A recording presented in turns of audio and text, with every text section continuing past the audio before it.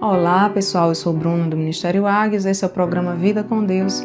No vídeo de hoje nós vamos começar a responder uma pergunta que eu acredito que muitos de vocês já se fizeram, que é por que eu preciso estar numa igreja, por que eu preciso estar inserido no contexto de uma igreja, de uma comunidade religiosa, por que eu não posso seguir a Jesus sozinho na minha casa, com a minha família?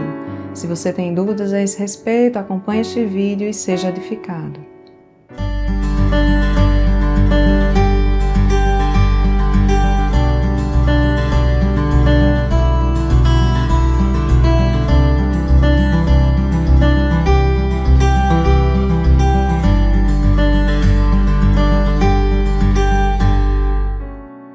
Então, pessoal, por que a gente precisa fazer parte de uma igreja?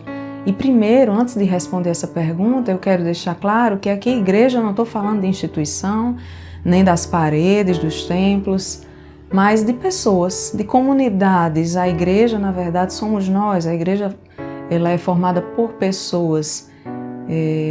Nós somos o templo do Espírito Santo, então o próprio Espírito de Deus habita em nós quando nós recebemos a Cristo.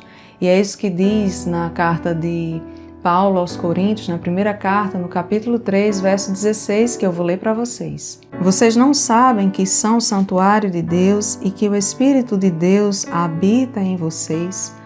Então todos nós somos a habitação de Deus a partir do momento em que recebemos a Cristo. Então nós somos a igreja. A igreja não é mais formada por paredes, embora a gente se reúna em lugares para celebrar a nossa fé, mas todos nós somos igreja. Mas e por que a gente precisa estar unido com pessoas?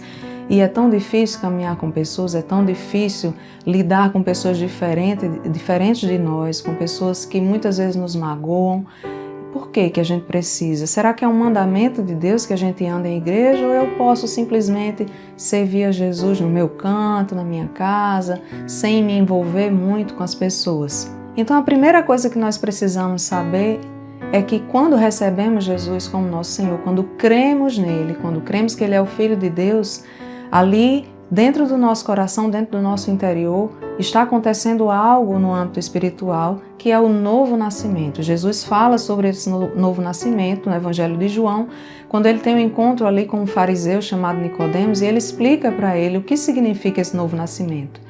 Em João, capítulo 3, dos versos 3 a 6, Jesus diz assim: Digo-lhe a verdade, ninguém pode ver o reino de Deus se não nascer de novo. Perguntou Nicodemos: Como alguém pode nascer sendo velho? É claro que não pode entrar pela segunda vez no ventre de sua mãe e renascer. Respondeu Jesus: Digo-lhe a verdade, ninguém pode entrar no reino de Deus se não nascer da água e do Espírito. O que nasce da carne é carne, mas o que nasce do Espírito é Espírito. E aqui parece algo muito complexo. Jesus está falando de algo que acontece no âmbito espiritual, mas para você entender por que existe esse novo nascimento, é preciso que a gente entenda, saiba e creia que existe também a morte espiritual. E o que aconteceu na criação, após a criação, quando o homem se afastou de Deus, quando o homem pecou? Naquele momento, houve a separação entre Deus e o homem e houve a morte espiritual. Se vocês lerem ali os primeiros capítulos de Gênesis, Deus havia advertido a Adão de que se ele desobedecesse a ele, se ele comesse e provasse da árvore do conhecimento do bem e do mal, o homem morreria. Quando Adão comete o pecado e ele desobedece a Deus e dá ouvidos à serpente, ele não morre fisicamente. Então o que aconteceu ali foi a morte espiritual, ou seja, o homem foi expulso do jardim do Éden, ele foi impedido de retornar para esse jardim e ele foi afastado de Deus, ou seja, ele tinha comunhão com Deus e naquele momento, por causa do pecado, o homem se afasta de Deus. Os nossos pecados nos afastam de Deus. E isso é que significa morte espiritual. Então todos nós estamos mortos espiritualmente até que venhamos a crer em Jesus, recebê-lo como Senhor, entender que Ele é o único caminho que leva a Deus. E aí nós temos um novo nascimento. E isso acontece no âmbito espiritual. Nós não vemos. Mas eu tenho certeza que se você já experimentou A fé em Jesus, se você é alguém que caminha com Jesus, você sabe do que eu estou falando. Quando nós aceitamos Jesus, quando nós cremos em Jesus, algo acontece dentro de nós e muda o nosso interior. Nós não mudamos do dia para a noite, nós não mudamos todo o nosso comportamento, todas as nossas atitudes, mas algo acontece dentro de nós e é o Espírito Santo que vem habitar dentro de nós e esse Espírito vai nos conduzindo e aí a gente começa a ficar constrangido em fazer coisas que desagradam a Deus, porque o Espírito de Deus que habita em nós, ele se entristece. Então é algo que acontece no âmbito espiritual e talvez seja difícil para a gente compreender porque nós não estamos vendo, mas a Bíblia nos fala sobre isso e nós cremos pela fé que isso acontece e nós experimentamos isso na nossa vida cristã.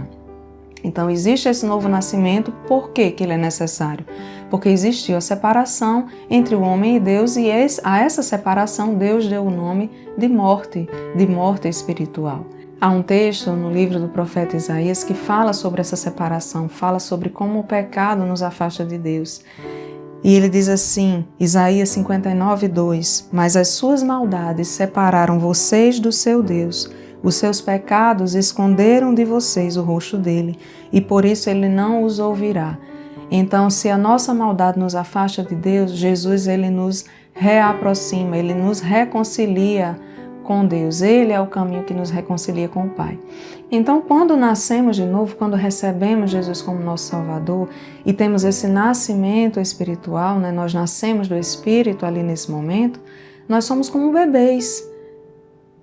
E como bebês, nós precisamos de cuidados, nós precisamos de alimento, nós precisamos ser discipulados, cuidados, orientados por pessoas mais maduras na fé.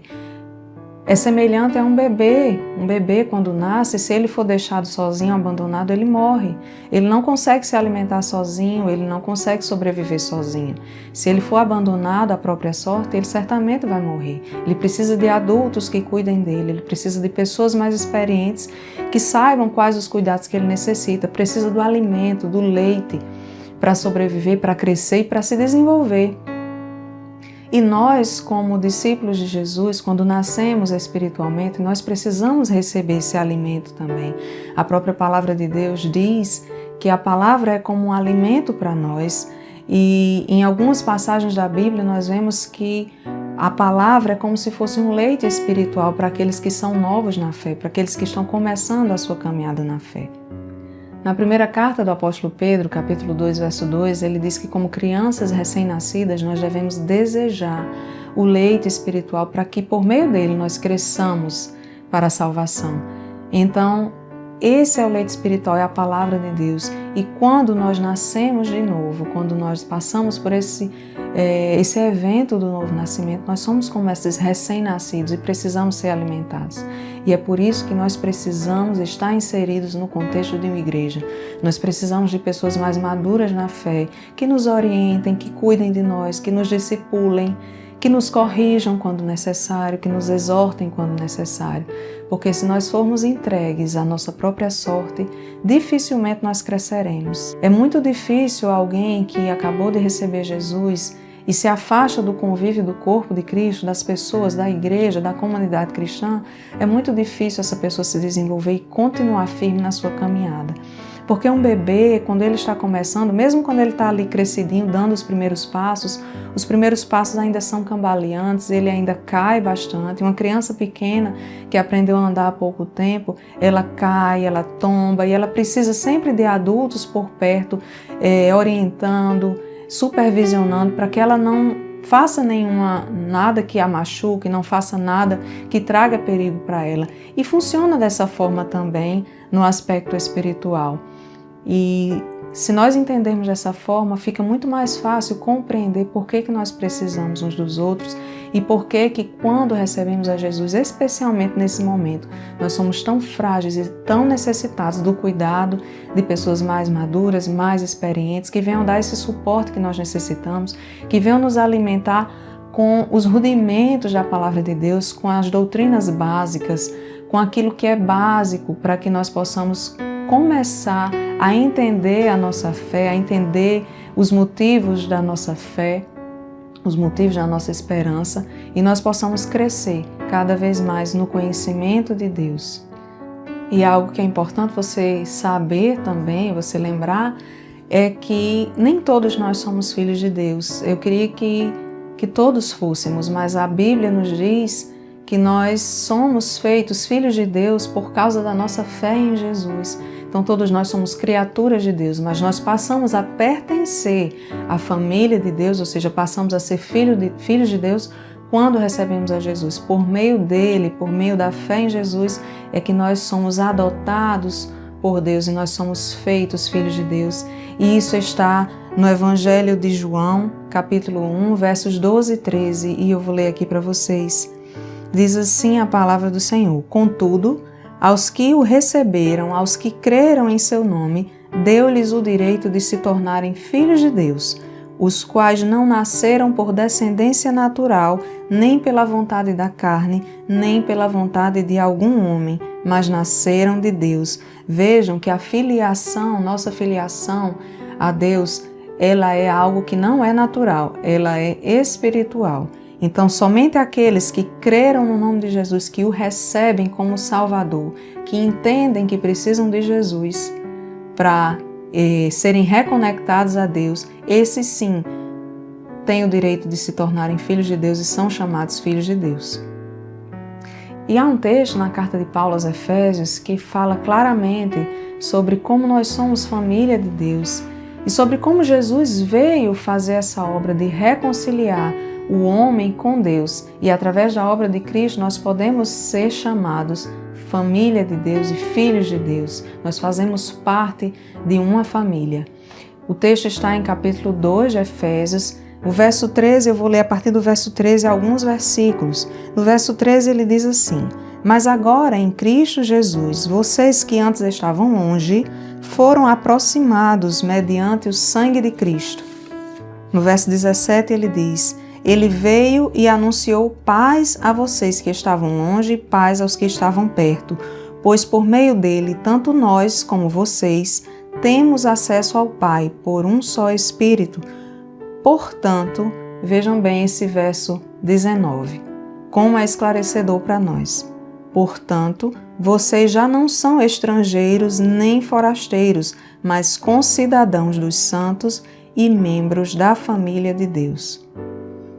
Então nós vimos ali, quando eu falei do Gênesis, que o homem foi afastado de Deus. O homem foi criado por Deus para estar em comunhão com Ele o tempo todo, mas o homem decidiu se afastar de Deus, decidiu desobedecer a Deus e se afastar. E aí Jesus vem, através do sacrifício dele, Ele nos reconcilia, Ele nos une a Deus. E por causa de Jesus, e somente por causa de Jesus, por causa do sacrifício dele, do sangue derramado de Cristo, é que nós não somos mais estrangeiros, não somos mais forasteiros, mas fazemos parte da família de Deus. Somos cidadãos do reino de Deus e somos membros da família de Deus.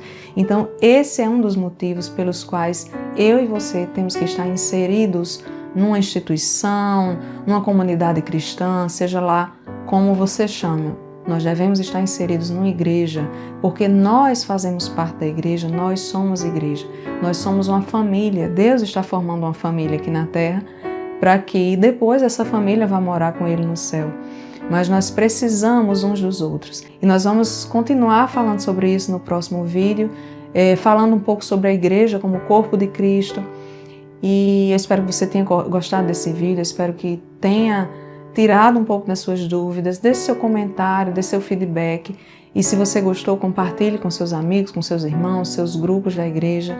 E que Deus te abençoe. Até o próximo vídeo.